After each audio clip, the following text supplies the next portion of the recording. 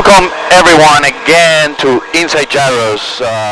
First of all, thanks for watching and keep liking and keep doing all the comments and everything. I am really glad, and this is the thing that keeps me pushing and making more and more videos and trying to make more things and explain about the gyroplanes and all the capabilities, the things you can do with the gyroplane and so on. So I have something special prepared for you guys today. The scenario-based training. I want to explain what's a scenario-based training, what we can do with a scenario-based training, just to changing a little bit the approach of how we make the training on these on the gyroplanes. Anyway, you can do it in many other aircraft, but in this case and today we're gonna make a series of videos. This is the first one that we're talking about sport. The second one we will talk about the professional use, and the third one will be the aerial search challenge. So, or maybe in between, depends on the guest of everything. So, welcome again. Thanks for watching. Before I start, not to take too much time, I want to do the standard warnings that this is not a training video. This is just an example what you can do. Do not follow this do these maneuvers if you don't have enough experience, or with your CFI allows you to do that. Check your limits. Do not go beyond your limits. Never do that. Nobody do that. So today I want you to ride along with me and imagine the scenario. So what we're going to do today is a game. Scenario-based training is a game. It's actually a game-based maneuvers. Games are been for many years, for hundreds of years, training people. This is how you train people to do business, to do strategies for war, to train your brain. So what we're going to do is to train based on a scenario. So today, because it's a sport, we're going to imagine, because, well, first of all, I have no idea how to do the simulations, and I barely know how to put these two videos and align it with the audio. So ride along with me, and I will explain what is going to happen. So now we're going to use this camera, the back camera, and I will explain what's the scenario. So first of all, what we have here, I hope is clear, that there is a road and a line of houses, all right?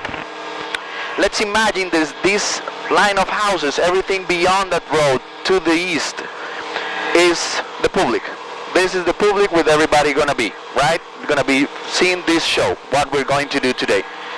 This is the first boundary. We will be in a box that have the safety distance from the audience, and the box have like 1,000 feet top and 100 feet below box, between all these fields that are here. So I'm gonna make a small square. So here we have the public, and here we have all the area that we can work, all right?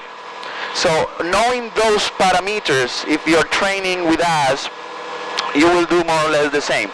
So we have the parameters. We have speed parameters, speed restrictions, let's say, plus or minus 10 knots.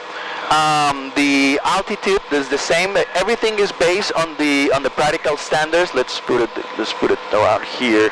Just try to hold it a little bit. Anyway, I have like headwind. There we go. So first of all, it's important to understand what is your wind coming. All right, and I'm gonna keep above 600 feet. All right. So that's my next boundary, was when these fields end. So I will be around this area doing the maneuvers. So the first maneuver I'm going to attempt is the 360, maintaining the same altitude, holding the altitude with the power 360, and do not going too much outside of the cube. All right. So this is the moment the guy with the microphone in the ground says that in this case we're going to hold between the atmosphere and the rotor.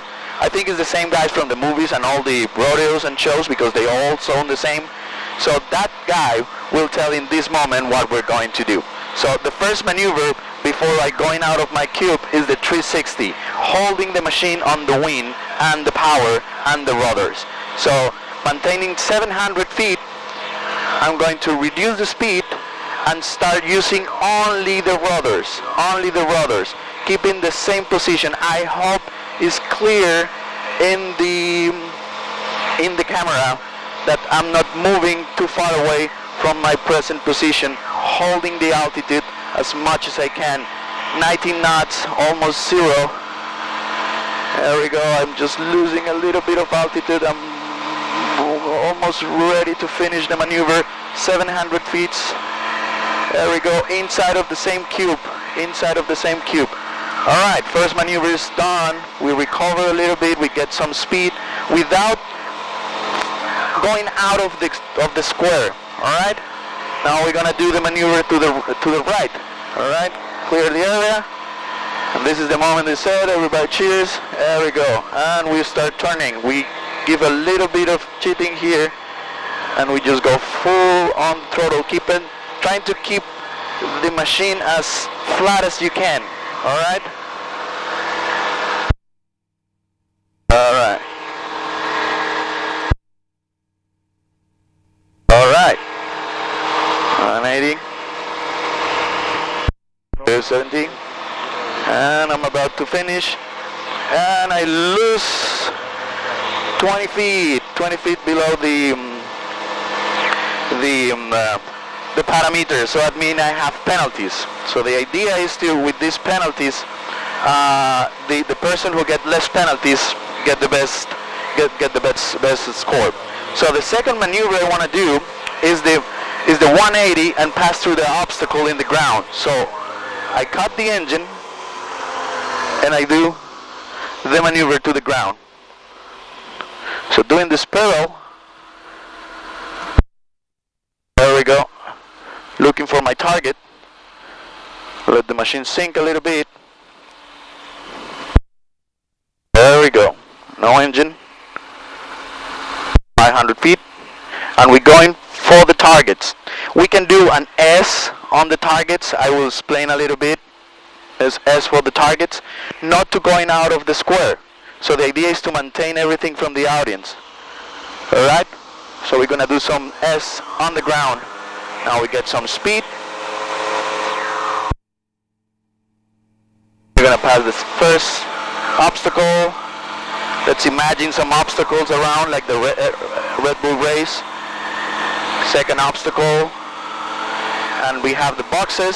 There are some boxes right there. So we need to pass in the middle of those boxes, maintaining the 100 feet altitude.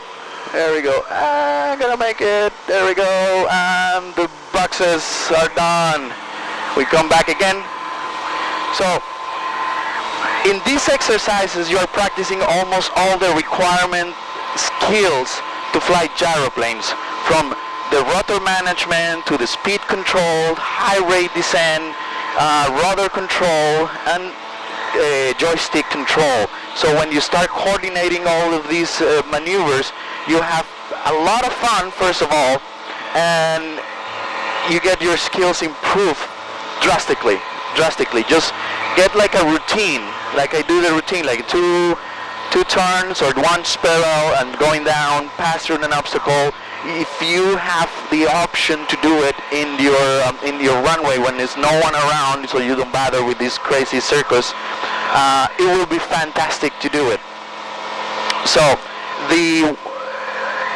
if we can do it in a show, even we can put lights, small LED lights at the end of the rotor. It looks really nice.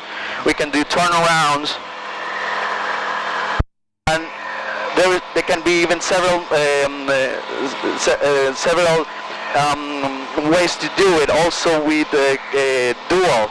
So you make like a valet, like they do in Poland. They have the Red Bull have also some MTOs, and in Poland they're doing that. So I'm gonna use those boxes that are perfectly fine there to do the second two maneuvers. That is the 360 and the 180 that I really like, because they give you a lot of training, good training for target practice. So knowing that the public is right there, the idea is to pass that target down there with no engine on the 180, maintaining the same altitude, and in the center. If you have the two obstacles, they should be really close, so you have to be really precise. Alright, so we go into the 180 position, we let the machine sink, start our engine,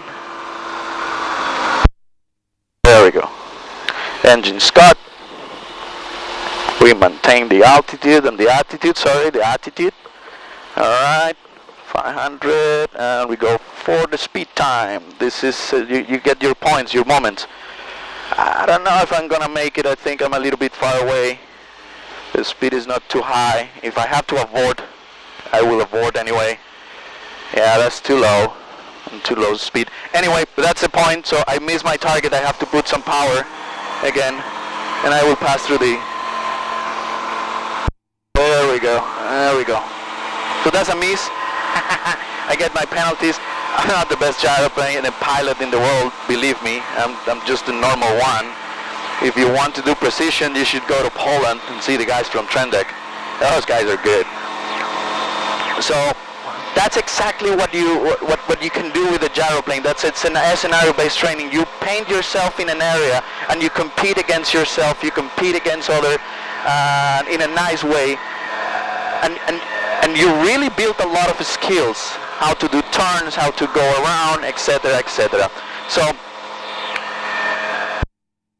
write to me if you want to know more exercise, if you want to know more things about the scenario-based training on the aerial search challenge and the professional use for these machines. Under my experience and all the things that I have done in 10 years, the professional use, the law enforcement, the force multiplier tool as it is a really good path for saving money and improving the units on the ground. I know that right now there is many sheriff departments and police departments looking for gyroplanes, looking to do some really good stuff with the gyroplane. So if you need some information, if you want some like inside details that I have on my career in gyroplanes, working for the Army and professional operations, shoot me an email. I'll be happy to help you guys. So enjoy your machines. Remember, there is 99% of the machines in the United States are recreational machines. There is only few of these ones that are multi-purpose professionals. Having a recreational machine, it opened the door for all these kind of particular maneuvers and exercises in the air. So short video again. I hope one day we can organize something more elaborate so you can see from the ground how cool it looks and how entertaining it is, even to bring people and show it, because it's pretty safe. So thanks for watching. I appreciate your time. This is the video number 1 for a series of videos of scenario-based training that I want to present to you. Really short one, so I don't want to make it too long. Alright guys, thank you so much for watching. Have fun. Be safe. See you around.